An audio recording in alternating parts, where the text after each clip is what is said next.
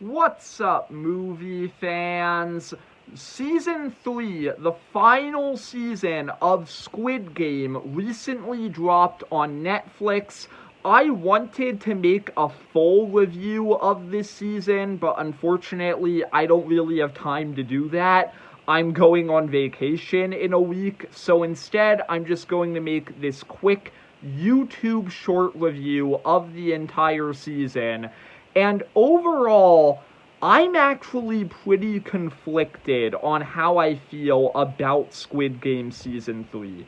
On the one hand, I think that it's a very compelling final season of the show that's also very, very sad. This is probably the most emotionally draining season of television I have ever watched, since so many of the characters from season 2, who I absolutely loved, do not get happy endings in this season.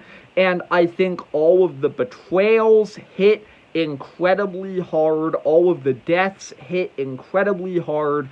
There are hateable villains who get what they deserved, characters who get very tragic yet fitting endings, and then there are also characters who kind of get happy endings at the end, and some of the characters who do die get closure in unexpected ways. There's a lot of elements of this season that I found to be very satisfying and very tragic. However, overall, as a final season to the show, I thought this was kind of disappointing because I didn't feel like we got enough closure.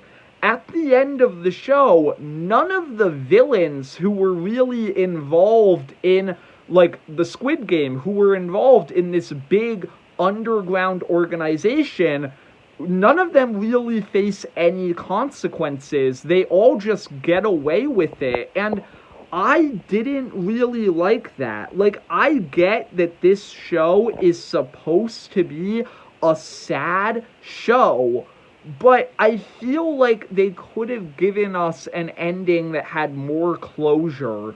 I felt like the entire subplot about the detective and his crew on the boat basically went nowhere, and I was very disappointed in that.